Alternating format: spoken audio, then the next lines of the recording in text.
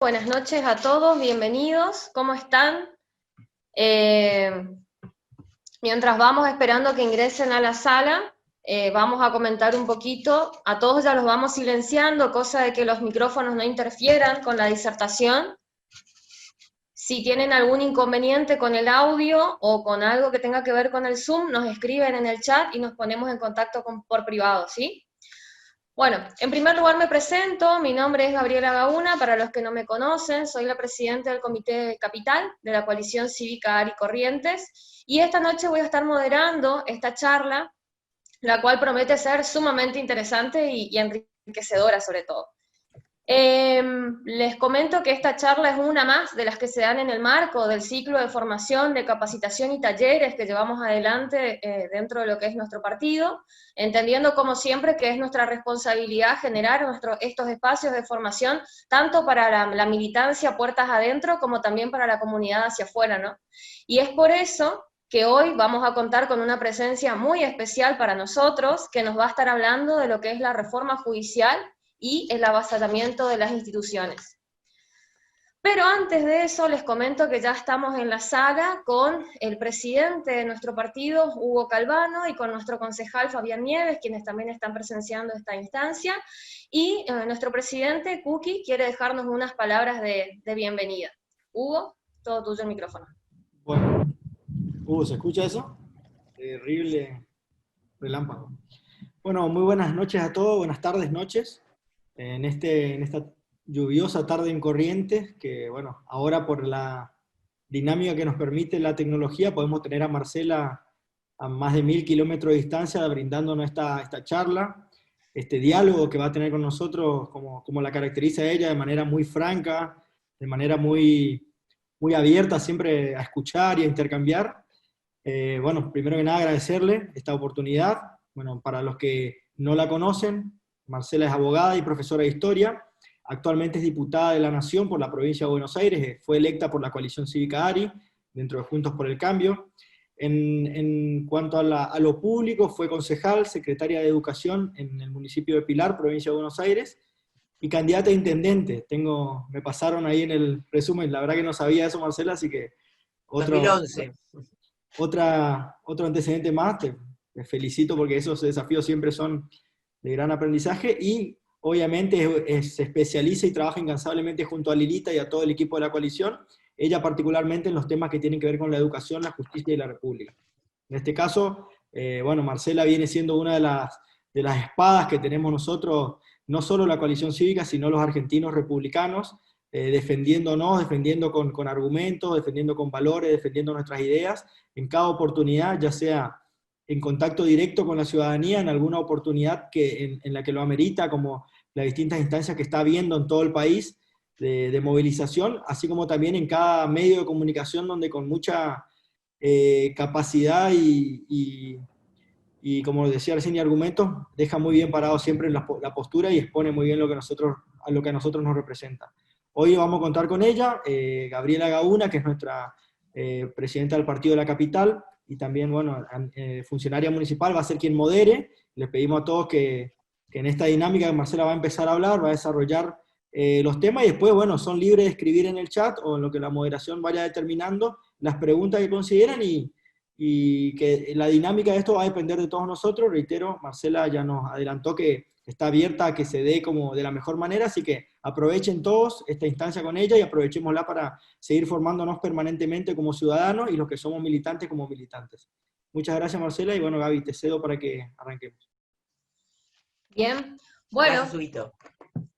Bueno, nada más que ya volver a repetir, por favor, los que tengan preguntas las van dejando en el chat y las vamos a ir leyendo a medida que Marcela interactúe o bien al finalizar la charla, ¿sí? Cosa de no interrumpir, y además por el respeto al tiempo de todos nosotros y de Marcela también, que en algún momento tiene que terminar su día, así que un placer tenerte entre nosotros, y a partir de ahora todo tuyo el micrófono, Marcela.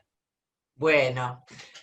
Buenas tardes a todos, gracias por a esta hora, en vez de estar tirados en el living, viendo tele, preparando la comida, tomarse un ratito conmigo para que hablemos un poco de lo que nos pasa, de lo que nos preocupa, de por qué deberíamos estar preocupados por este intento de avasallamiento de las instituciones y de reforma judicial.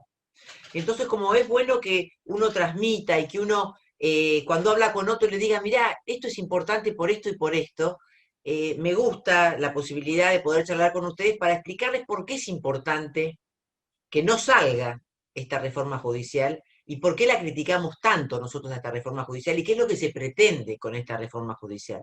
Usted me dirá, bueno, pero la justicia está muy vapuleada. ¿Qué es? Cuando hablamos de justicia, es decir, ¿por qué es importante la justicia? Siempre decimos que sin justicia no hay república, pero tampoco hay paz social. Nosotros cuando cantamos el himno siempre decimos, en vez de en trono a la noble igualdad. Es decir, ¿por qué? Porque en una república todos somos iguales ante la ley. Sin embargo, parecería que al momento de dictar justicia, de impartir justicia, perdón, y dictar sentencias, no todos somos iguales ante la ley.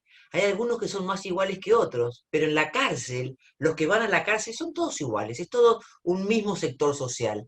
Hay otro sector social que difícilmente va a la cárcel. Vos me dirás, bueno, porque pagan buenos abogados, por lo que sea, pero hay como un sector de la justicia, porque no toda la justicia es corrupta, no todos los jueces son vagos, hay muchísimos jueces que día a día hacen su tarea con mucha dedicación y con mucho ahínco, pero hay un sector de la justicia que es tiempista, que se acomoda conforme al calendario electoral para ver cómo va a dictar sus sentencias. Entonces yo ayer decía en una charla, ¿no?, que la justicia siempre busca la verdad y dar a cada uno lo suyo, pero hay algunos que no tienen suyo, que no tienen nada. Entonces ahí correspondería decir, dar a cada uno lo que le corresponde.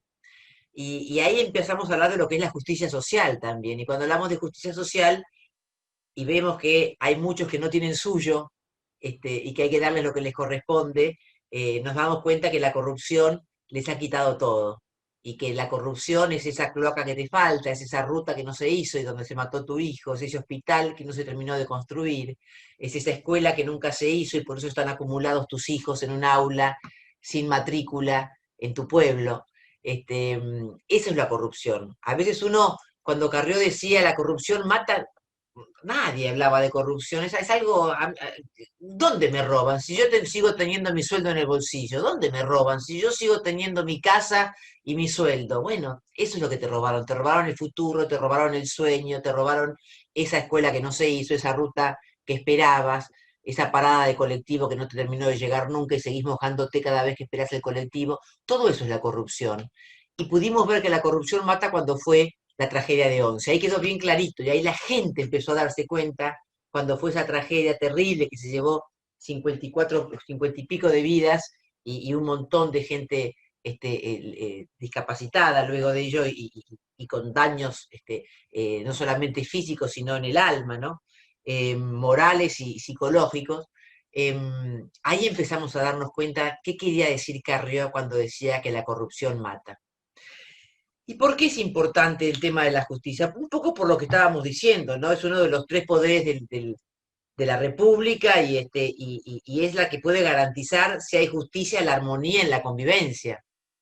Y esta reforma que se pretende, por lo pronto, es una reforma inoportuna. ¿Por qué inoportuna? Porque hoy tendríamos que estar todos siendo convocados por el presidente de la Nación para construir los consensos necesarios para poder salir de la peor crisis económica, social, previsional, educativa, laboral, impositiva que tiene la Argentina.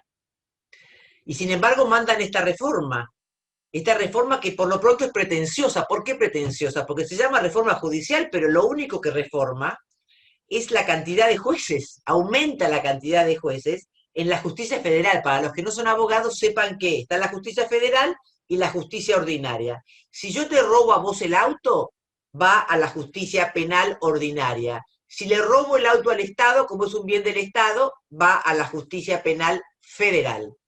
Esas son las dos justicias que hay, penal, federal y penal. Entonces, únicamente reforma y reforma no cualitativamente, sino cuantitativamente la cantidad de jueces que hay en la justicia federal, que no es la justicia que entienden los problemas de la gente. La justicia federal entiende en los casos de corrupción, en los casos de trata de personas, en los casos de narcotráfico, en los casos de contrabando, que no son los problemas que tiene habitualmente la gente. el divorcio que no te salió no se va a agilizar con esto. La adopción que estás esperando tampoco se agiliza. El daños y perjuicios por el accidente que tuviste no lo vas a cobrar más rápido por esto. El juicio laboral que estás esperando tampoco va a salir más rápido por esto. Es decir, es una reforma que no le soluciona en nada, los problemas a los usuarios habituales de la justicia, a los argentinos de a pie que transitan los tribunales con sus problemas a diarios. A nadie. A los únicos que le solucionan los problemas porque se los ralentiza, porque se los demora, es a un sector de la política que está buscando impunidad. Entonces, decíamos que es inoportuna, decíamos que es cuantitativa porque aumenta cargos, decíamos que es pretenciosa porque solamente reforma un sector de la justicia, y reforma sino que aumenta.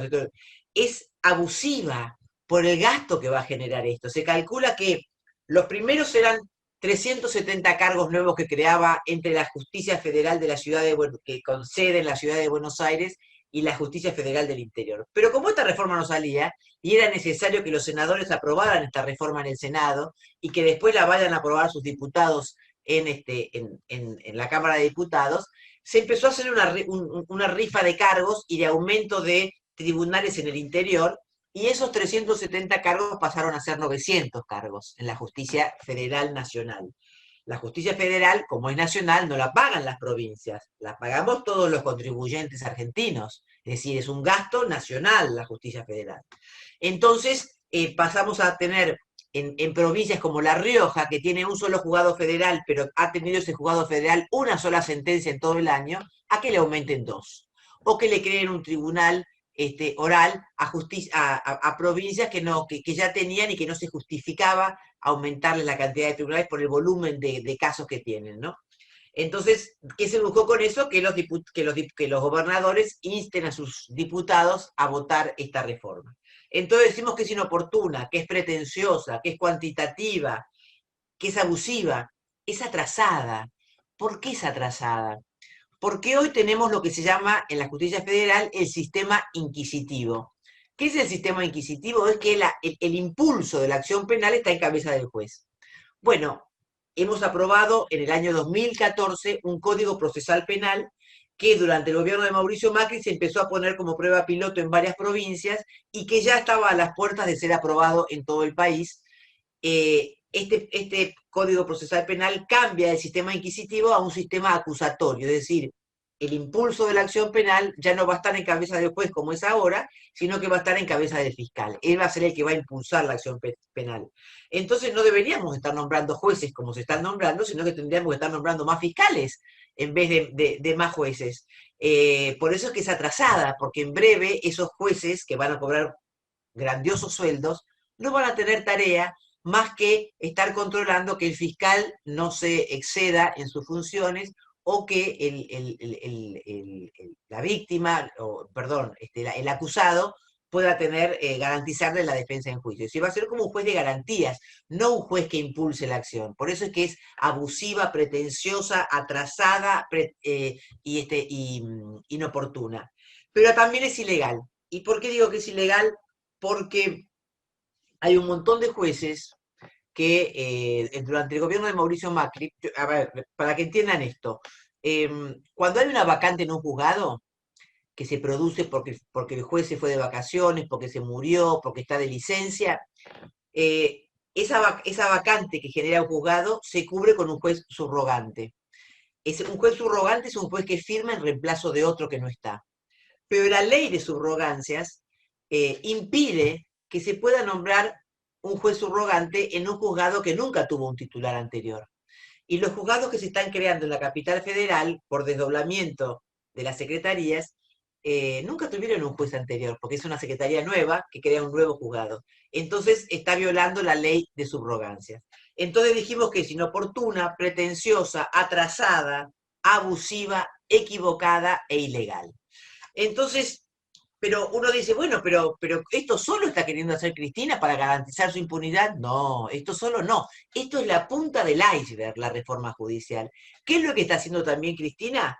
Ustedes están al tanto del traslado del conflicto con el traslado de los jueces, que la Corte está por resolver en el fondo. Hasta ahora la Corte lo único que hizo fue habilitar el per saltum. El per saltum es un recurso de excepción que habilita, vos cuando tenés un juicio, los que tienen la suerte de no haber tenido nunca uno, primero vas al juez de primera instancia, si no te gusta lo que el juez dijo en el juzgado de primera instancia, vas al juez de segunda instancia, que es la Cámara, y si no te gusta lo que te dijo el juez de segunda instancia y está vulnerada alguna garantía constitucional, podés ir al juez de tercera instancia, que sería la Corte. Bueno, el per saltum, que es, como bien digo, una excepción, esta es la segunda vez que la Corte acepta un recurso de per saltum, por la gravedad institucional, la Corte entiende que hay que saltearse una instancia, es decir, se saltea una instancia, por eso per saltum, y entiende, se aboca directamente la Corte a entender en el asunto. Entonces, ¿qué es lo que pasó? Del año 2000 a la fecha, hay más de 60 jueces que han sido trasladados. Vos me preguntás, ¿y cuándo se trasladan? Pues bueno, un concurso para cubrir una vacante lleva mucho tiempo. Cada vacante que se genera en un juzgado o en una cámara genera un concurso para esa vacante. Ese concurso, entre que se convoca el concurso, se desarrolla el examen, se toma el examen, después hay una oposición de antecedentes, después hay una entrevista que se le hacen a todos los que rindieron el examen. De todo ese resultado da un puntaje a cada participante y con ese puntaje se conforma una terna que se le envía al Poder Ejecutivo. De esos 3 postulantes para cada cargo, el Ejecutivo manda un pliego al Senado, y en el Senado, en la Comisión de Acuerdos del Senado, se decide si ese pliego se va a aprobar o no, y entonces va al recinto y recién ahí se aprueba el pliego. Es decir, todo ese proceso lleva más o menos 1,5 años, 2 años para cubrir una vacante. Entonces hay veces que por la urgencia, porque era un tribunal que venía llevando causas muy importantes, es necesario cubrir hasta que se realicen los concursos con algún juez. Del año 2000 a la fecha hay en este momento 60 jueces que han sido trasladados con este mecanismo, con la venia del Consejo de la Magistratura, por supuesto.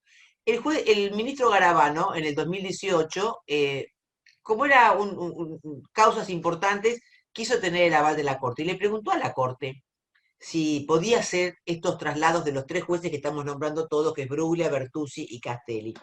Y la Corte le dijo: miren, mientras sea la misma jurisdicción federal, todos eran jueces federales, sea la misma competencia penal, todos eran jueces criminales, sean de la misma jerarquía, todos eran jueces, por supuesto, todos eran jueces, por lo tanto, todos habían tenido acuerdo en el Senado. Sean de la misma jerarquía, es decir, todos estos eran camaristas o de tribunales orales que son jerarquía camarista. Y el juez esté de acuerdo en ser trasladado, se los puede trasladar. Eso es lo que dice la acordada número 7 del año 2018. Y se los trasladó. Ahora, de esos 60 jueces que están trasladados, muchos de ellos han sido trasladados por Cristina Fernández de Kirchner con este mismo procedimiento. A Cristina le molestaron 3, y esos son los 3 que... que preparo. ¿Cómo? ¿Perdón? No entendí. No, se activó un micrófono, Marcela. Perdón. Entonces, estos son los 3 jueces que ella quiere sacar. ¿Y por qué los quiere sacar? Uno, porque es el que va a entender en la causa de los cuadernos. Y los otros 2, porque son los 2 jueces que en la Cámara Federal confirmaron los procesamientos de Cristina. Entonces, quiere ir por los jueces, quiere ir por la reforma judicial, quiere ir por modificar la Corte, no solamente la Corte, sino también el Ministerio Público de la Defensa y el Ministerio Público Fiscal y el Consejo de la Magistratura. Para eso se creó una comisión de 11 jurisconsultos. Estos 11 jurisconsultos, ninguno ha pasado nunca ni por la Corte, ni por el Consejo de la Magistratura, ni por ninguno de los ministerios de la Defensa o de la acusación. Si vos querés reformar algo, por lo menos alguno de esos 11 que haya pasado alguna vez por estos cuerpos, para no solamente desde la cátedra conocer cómo funciona, sino saber cómo funcionan desde adentro. Ayer yo estaba en un Zoom con el exministro Garabano, que hizo una reforma integral cuando fue el gobierno de Cambiemos, que se llamó Justicia 2020, y que hicieron muchas reformas desde los códigos, algunos no se llegaron a aprobar, como es la reforma del Código Penal, pero sí algunas modificaciones del Código Procesal, algunas modificaciones del Código Civil, lo que fue la ley del arrepentido, lo que fue la ley de responsabilidad penal de las empresas, el programa de protección de testigos. Todas esas fueron herramientas que se hicieron desde esta plataforma de Justicia 2020, además de ser una plataforma que permitió que el usuario de la justicia participara y opinara en las distintas comisiones que había online para participar en las distintas reformas. Eso es una reforma integral, no esta reforma que se pretende. Bueno, Garabano, ¿por qué pudo hacer o proponer esto? Porque mucho tiempo fue juez, antes fue secretario, fue fiscal, es decir, conocía de adentro el manejo de la justicia. Entonces, es necesario a veces tener gente que ha trabajado in situ, para no solamente desde la cátedra, sino in situ para poder conocer de adentro las cuestiones que hay que modificar. Entonces, bueno, ninguno de estos pasó por ninguno de esos cuerpos, pero además hay un conflicto de intereses, porque Beraldi y Arlanian son abogados personales de Cristina Kirchner y de Echegaray. Y tienen causas demoradas en la Corte, a la cual pretenden reformar y pretenden cambiarle la competencia. Hay un claro conflicto de intereses. Por eso desde la coalición cívica demandamos penalmente al presidente por abuso de poder, porque toda persona que es convocada por el Poder Ejecutivo con funciones de asesoramiento pasa a ser funcionario público.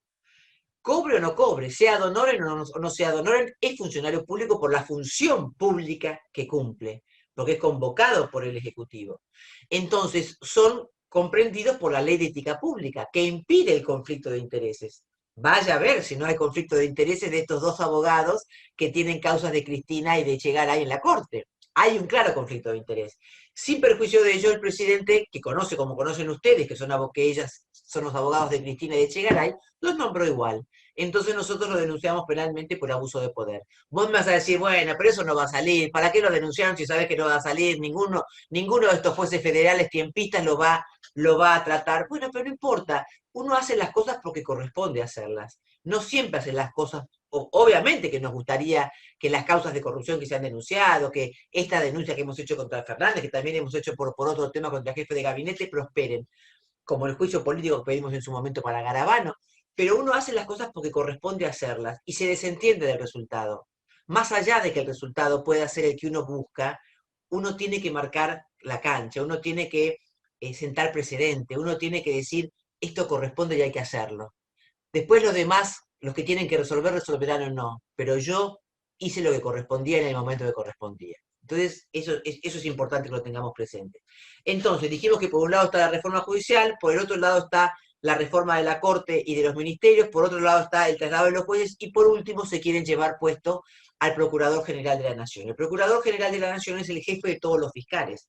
Vaya, es el que va a impulsar, el jefe de los que van a impulsar las causas.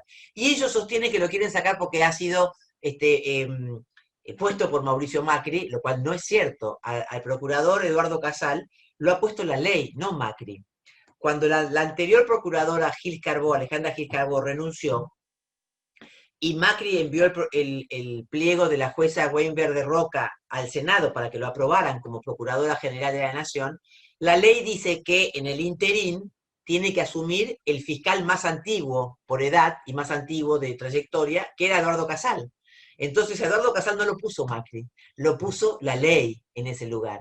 Bueno, este es el panorama de este avasallamiento que se quieren llevar puesta a la justicia federal, para poder garantizar impunidad. Ustedes me preguntarán ahora, bueno, ¿y esto cómo queda?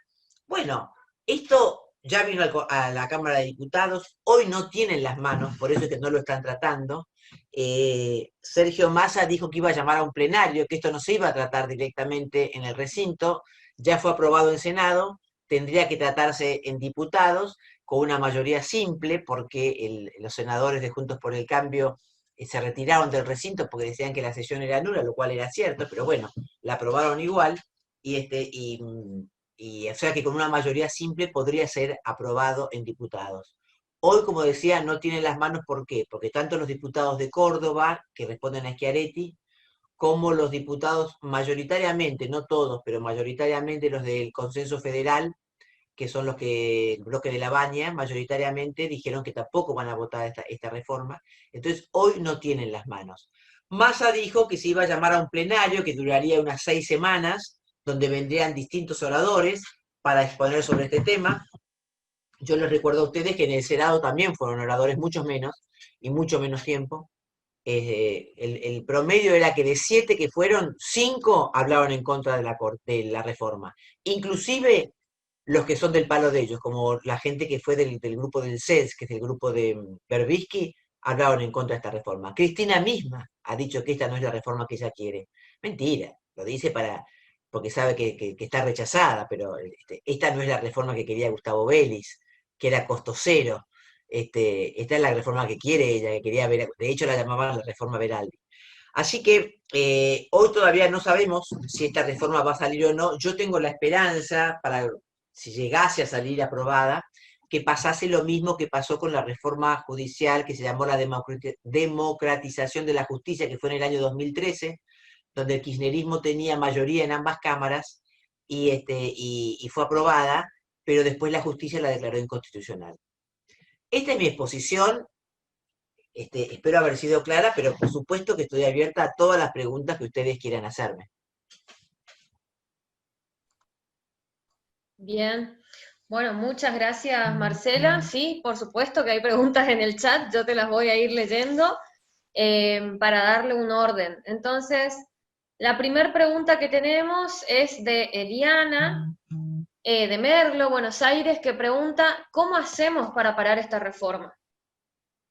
Bueno, es lo que les expliqué, es decir, el pueblo ha sido muy claro, muy contundente, muy persistente, manifestándose por distintos medios, en las redes, en su Twitter, en su Instagram, en su Facebook, con cartas de electores, con cartas a los diputados, con mails a los diputados, por el Change.org, es decir, por las marchas, con las cacerolas, y eso se notó. Yo estoy convencida que, que la Corte actuó de la manera que actuó con el Persaltum, no porque no correspondiera, pero la Corte no tiene tiempos, no tiene plazos como sí tienen los jueces, y actuó porque estaba la gente en la calle. Se apuró porque había un clamor popular que exigía que actuaran con rapidez. Y yo creo que el gobierno también sabe, porque lo dicen en todos lados, entre la salud y la economía eligieron la reforma judicial, por eso estamos como estamos, mal con la economía y mal con la salud. Y eso hay que hacérselo saber y manifestarnos de la manera que podamos, y yo creo que por eso no avanzan, porque saben que el rechazo popular a esta reforma lo tienen inclusive desde adentro, como les decía, es decir, los grupos aliados que normalmente votan con ellos no estarían acompañando en esta reforma, que le cuesta millones a la Argentina, además, ¿no? Bien.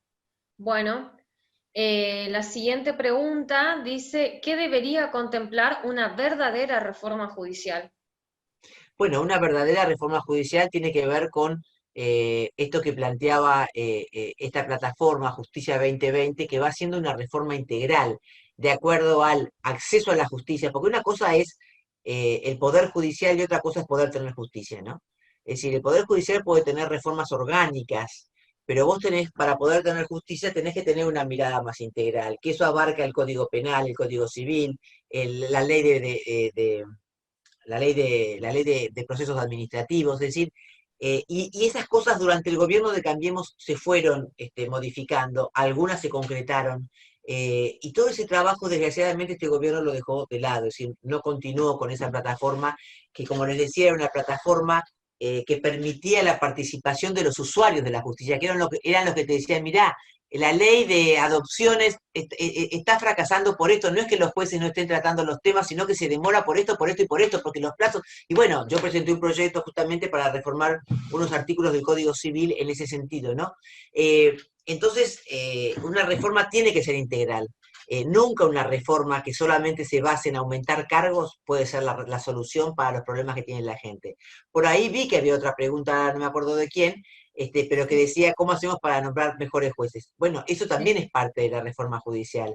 Cristina Kirchner en el 2006 modificó la ley del Consejo de la Magistratura. El Consejo de la Magistratura es el órgano que selecciona y que sanciona a los jueces. Es decir, es el que evalúa, el que hace todo el trabajo de los concursos para seleccionar jueces, pero también es el que recibe las causas, las denuncias, y que evalúa si las denuncias que recibe ameritan, por mal desempeño, ameritan iniciarle un jury a un juez.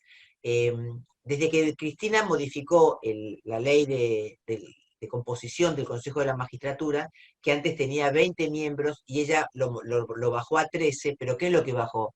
Esos de 20 a 13 que bajó, sacó todo lo que no tenían que ver con la política, aumentó la representación política, es decir, hay más representantes de la política, del Poder Ejecutivo y del Poder Legislativo, disminuyó la representación que tenían los abogados del interior y los abogados de ciudad en el Consejo de la Magistratura, disminuyó la cantidad de académicos que había en el Consejo de la Magistratura. Entonces, es una composición muy política que no ha generado nunca un jury de enjuiciamiento. El único fue el año pasado, no el anterior, cuando se demoraron cada 2 años cambian los representantes del Poder Legislativo, porque cada 2 años las mayorías pueden variar en la Cámara, entonces hay distintos representación. Entonces, el kirchnerismo tardó en nombrar a su representante y fue el único momento donde Juntos por el Cambio tuvo mayoría de uno y pudieron separar del cargo al camarista Freire, que era ese camarista, acuérdense que estaba con Canicoba Corral y que tenía mansiones por todos lados y que no podía justificar nada de su patrimonio. Pero hay otros que tendrían que estar, tal vez no por enriquecimiento ilícito, o sí, o por demora. Los peores ya se fueron, que eran Freiler, que era Ballesteros, que era Canicoba Corral, que era Ollarvide. Por eso es que no se justificaba esta reforma que se quería hacer en la justicia federal. Los más escandalosos ya están afuera. Pero sí es cierto que hay que mejorar el desempeño de muchos jueces y para eso es necesario tener un Consejo de la Magistratura más activo, que audite más. La vez pasada la ONG Será Justicia encargó una auditoría al Consejo de la Magistratura, que obviamente se pudo hacer durante el gobierno de Cambiemos, nunca esta composición actual lo hubiera permitido, y los juzgados federales tardaban a veces las causas de corrupción algunas 20 años, otras 17. Desde que se hacía la denuncia y se empezaba la causa hasta que el fiscal hacía el requerimiento a juicio tardaban 7 años. Es decir, plazos que corresponde un jury de mal desempeño. Y bueno, es parte de la justicia, es decir, en primera instancia y segunda instancia se declaró inconstitucional esa reforma que hizo Cristina, y desde el 2013 está en la Corte para que la Corte decida si es inconstitucional o no. Así que bueno, estas son partes de las cosas que hay que hacer en una reforma judicial, ¿no? Es decir, mejorar el perfil de los jueces, controlar más a los jueces, que los jueces sepan. A mí me gusta mucho el sistema judicial que tiene Santa Fe. Ahí vos tenés tenés lo que se llama una justicia de cuarta generación, porque es una justicia en la que vos tenés distintos jueces, es decir, tenés un personal que se encarga porque vos podés haber estudiado muchas leyes, pero tal vez no sabés cómo se administra, no sabés de recursos humanos, y tenés que manejar un juzgado con gente, y bueno, entonces hay como gestores de justicia que son los que se encargan de las partes administrativas, el juez se dedica nada más que a las sentencias, pero el juez no ve toda la causa, el juez tal vez en esta primera etapa, que es de la denuncia, entiende este juez, en la otra etapa entiende otro juez, entonces evitás que una sola mirada en causas de determinada importancia. Está el juicio por jurados, también el juicio por jurados es un avance. En las mayorías de las provincias se ha instalado con buenos resultados el juicio por jurados. Hay distintas herramientas para aplicar que pueden hacer que el servicio de justicia sea más eficiente para los usuarios de la justicia, ¿no? Bien. Bueno, con esa respuesta creo que también queda contestada la pregunta de Virginia, que iba en ese mismo sentido. Y después también tenemos dos preguntas similares en cuanto a los 2/3.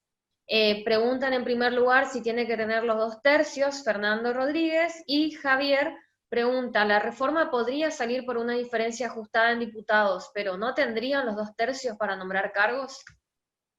Bueno, esos son dos temas distintos. Como la ley fue aprobada, la reforma fue aprobada en el Senado por mayoría simple, eh, acá tendría que ser aprobada por una mayoría simple, nada más. ¿Por qué? Porque si nosotros le hiciésemos reformas, que se las podríamos hacer en diputados, reformas a la ley, como fue aprobada con mayoría simple, en el Senado con mayoría simple vuelven al proyecto que ellos, original, si ellos quisieran, porque se aprobó con mayoría simple. 2/3 hacen falta para nombrar determinados cargos de jueces. Para el Procurador General de la Nación, por ejemplo, hace falta 2/3 partes. No para el nombramiento de los pliegos de los jueces. Así que para algunas cosas hace falta 2/3 y para otras no. Si hubiera sido aprobado con una mayoría especial, nosotros tendríamos que haber aprobado, podríamos haber modificado, pero esa mayoría, para insistir en nuestro proyecto, tendríamos que haber tenido una mayoría especial también. Pero como fue aprobado por mayoría, puede salir con simple mayoría, es decir, de más de un voto de la mitad de los presentes, ¿no? Eso es mayoría simple. No tiene una mayoría agravada. Mayoría agravada es cuando necesita 2/3 partes, por ejemplo. Eso sería una mayoría agravada. Bien. Bueno, y la última pregunta que tenemos en el chat es de Fabián Nieves. Pregunta, ¿crees que el gobierno provoca la radicalización de una parte de la sociedad para generar violencia y deslegitimar las marchas? Sí, yo creo que es una práctica de los populismos el ningunear al otro, ¿no? Es decir, por eso es que dicen que no somos pueblo, por eso es que dicen que somos psiquiátricos. Es decir, ¿cuál es la metodología? Los gobiernos populistas, es decir, no es un partido político, el populismo es una metodología de gobierno, de buscar el enemigo, siempre confrontar. No hay adversarios, sino que hay enemigos, es decir, Clarín miente, toda la culpa es el gobierno, siempre la culpa de todo la tiene el otro, los fondos buitres, es decir, siempre hay un enemigo.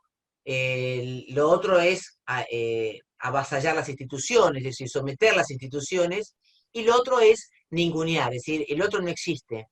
Yo gobierno solo, todo lo que no está, son gobiernos autocráticos, es decir, que no reconocen la disidencia.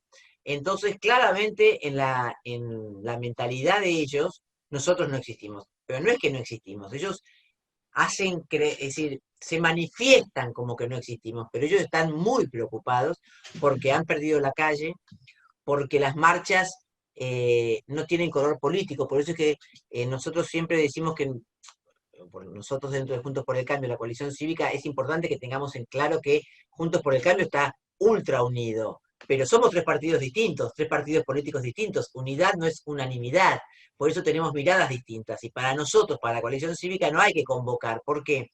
Porque si vos no convocás desde un partido político, la marcha es bien clara autoconvocada, que es lo que más le duele al gobierno. Que el pueblo se manifieste, porque cuando aparecen las voces que dicen, sí, vayamos, que se dice, viste, ahí están los del PRO convocando, ahí están Juntos por el Cambio, están buscando desestabilizar, están buscando voltear este gobierno, mientras que si es el pueblo anónimo, con la bandera argentina, es mucho más difícil encontrarle una explicación de esa manifestación al gobierno de turno cuando uno se manifiesta. Por supuesto que todos somos ciudadanos, además, y participamos de las marchas, pero como ciudadanos, no desde un partido político, para evitar esto, para que el oficialismo identifique a un sector político como queriendo gestar un golpe o queriendo desestabilizar. Yo creo que sí, coincido con vos, Fabián, que acá hay un ninguneo, hay una manifestación de no querer ver lo que está pasando, como diciendo, ellos no son el pueblo, ellos son los que ven esto, pero esta no es la realidad. Pero yo creo que no pueden ocultar más el sol con las manos. Están teniendo muchísimos problemas entre ellos, pero no muchos, muchísimos problemas. No sé si les llegó a ustedes el video del periodista que es un impresentable, de Santiago Cunio, insultándola directamente a Cristina, en otro video insultándolo al presidente Fernández, diciéndole que deje de tomar al Plax, y poniendo en la pantalla la lista de las prostitutas que van a su departamento de Puerto Madero mientras la novia de él duerme en Olivos, dice así. Y Cunio es bien del riñón kirchnerista, del grupo de Delía, del grupo de Guillermo Moreno. Y yo el otro día estuve en un Zoom de Jorge Jacobe, donde Jorge Jacobe decía que muchos están empezando segundas y terceras líneas a renunciar porque se quieren empezar a despegar de esto.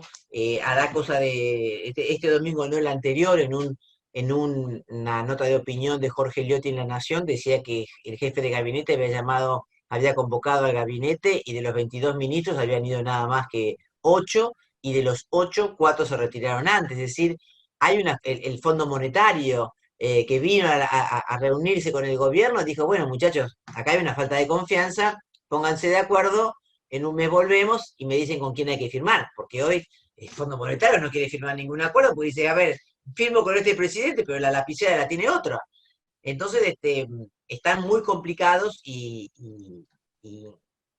cuando el enemigo se equivoca, no hay que distraerlo. Bien. Bueno, buenísimo. Ahí en el chat hay un par de apreciaciones más que preguntas, pero ya respetando también el horario, yo doy 2 avisos simplemente y ya le doy la palabra a nuestro concejal Fabián Nieves. En primer lugar, para todos aquellos que se hayan inscrito, les va a estar llegando el certificado al mail, al correo, y a los que no se inscribieron, no se preocupen, nosotros tomamos sus datos del chat para aquellos que lo fueron dejando, y los que no, en estos minutos pueden ir completando. Y por otro lado, a los que comentaban que tienen que haber más charlas como estas, los invitamos a seguirnos en nuestras redes de la Coalición Cívica ARI Corrientes, tanto en Facebook como en Instagram, en donde permanentemente estamos generando este tipo de espacios de aprendizaje y de mucho enriquecimiento en términos de información de la coyuntura. Así que, por mi parte, agradecerte, Marcela, por tu presencia y tus palabras, impecable, y doy el pie a nuestro concejal Fabián Nieves para el cierre. Bueno, muchas gracias, Gaby. Bueno, simplemente agradecer a todos los participantes en esta tarde lluviosa, como decíamos hoy, y agradecer especialmente a Marcela Campagnoli. La verdad es que esta posibilidad de cercanía que nos da de poder explicar, en este caso a los correntinos, pero también veo que tenemos gente de otros lugares. Está Fernando Rodríguez de Goya, del interior de la provincia, lo veo a Dianco Checharini también por ahí de Río Negro, está Susana Holguín de Tucumán, así que compañeros del partido también de otros puntos del país. Pero agradecer especialmente a Marcela, porque realmente esta posibilidad, no solamente de tener cercanía con los ciudadanos, sino también de tener una voz firme y contundente contra el avasallamiento sistemático que estamos viendo hoy a las instituciones de la nación. Así que era simplemente eso, agradecerte nuevamente, Marcela, agradecer a todos los participantes, y seguramente seguiremos con más iniciativas como esta, tratando de generar sobre todo ciudadanía, porque sabemos que solamente una ciudadanía informada es una ciudadanía que puede poner controles. Creo que esta idea hoy de que el poder frena al poder lo vemos sobre todo en una ciudadanía movilizada en las calles, movilizada con su opinión pública, y que creo que es la que apuntala luego a nuestros diputados más valientes, como en el caso de Marcel y como otros diputados nacionales Juntos por el Cambio, a que nos ayuden a frenar este tipo de reformas que atentan contra la Constitución y que atentan contra el Estado de Derecho. Bueno, gracias, Fabián. Yo les dejo un beso grande a todos. Gracias por esta oportunidad de acercarme a ustedes. Creo que son momentos claves donde tenemos que estar serenos, insistiendo, persistentes, con constancia en nuestro reclamo, pero no salirnos del eje, porque la gente está muy cansada, la gente está harta de estar encerrada, la gente está harta de bajar persianas, la gente está harta de que no la dejen juntarse con sus familiares, y estamos a esto de una chispa y que se encienda, y cuando la violencia escala, se responde con más violencia. Entonces es importante que estemos atentos, que estemos en nuestro eje, que hagamos introspección, que nos miremos y que sepamos que vienen momentos difíciles, pero Argentina va a salir adelante, la Argentina va a tener una oportunidad, pero vienen momentos difíciles y hay que transitarlos, pero de la manera más serena que podamos, no prestándonos a situaciones de violencia, no prestándonos a chicanas, y con un reclamo constante, pero sincero, sin utilizar cosas que pueden distanciarnos más del otro, porque hay mucha gente que los votó, pero mucha gente que está arrepentida también.